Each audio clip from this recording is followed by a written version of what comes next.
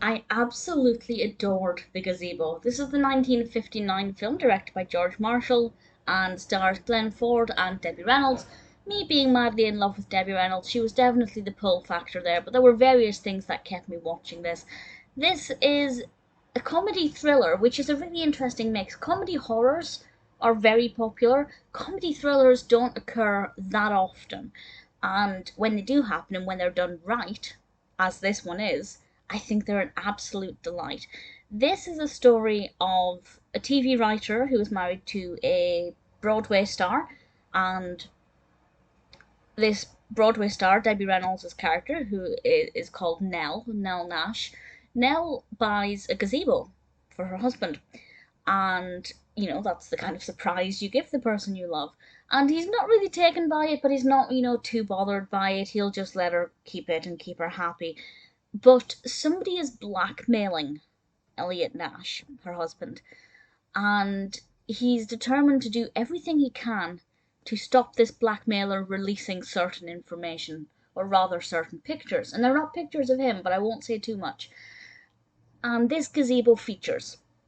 The gazebo features in his plan to stop this blackmailer. I won't say any more than that because I really don't want to spoil too much. Because it's a thriller, there is this gripping element. There are a lot of twists and turns, and because it's a comedy, you don't expect that, and it really messes with the mind as it kind of blends these two genres and so effectively, because something happens that's quite outrageous, but then you're laughing, and it's like, how can I be having this emotional response to what is quite a thrilling episode, and then something happens that's quite disturbing and unexpected, and there's a bit of a twist, and it's so unusual. And I'm not saying this is the only thriller to be a comedy. There are plenty of them. They're not completely rare, but I find a lot of them are not done very well. But this one I thought was absolutely splendid. A pigeon features in this quite heavily. I absolutely loved it. I thought Glenn Ford was fantastic as our protagonist, and Debbie Reynolds was brilliant as Nell. She's got a dance number at the beginning. We only really get to see her perform on stage once, and we get to see this dance number for Something Called Love. And to be honest, the song itself is a little. I love the song, but the choreography is a little bad. Debbie Reynolds' dancing is good, but it's very cheesy. And I love cheesy, but doesn't seem like it's meant to be a cheesy number. So I can't work out if that was their intention and if they were trying to make it a bit awkward, or if that was genuinely meant to be a quality dance number and it just didn't come across. I'm not really sure.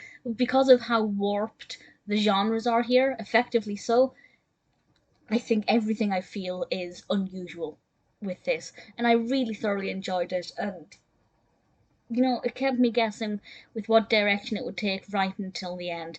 As I said, Glenn Ford and Debbie Reynolds were brilliant. Carl Reiner as Edison, Harlow Edison, absolutely fabulous. And Doro Merande as Matilda. Yeah, she'll make you quite deaf. She yells a lot. Brilliant character, of course. Everything.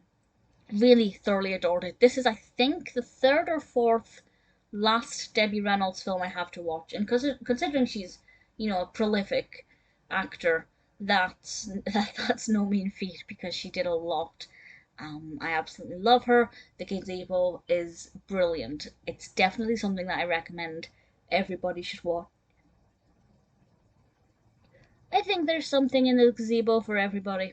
It's a really truly enjoyable film.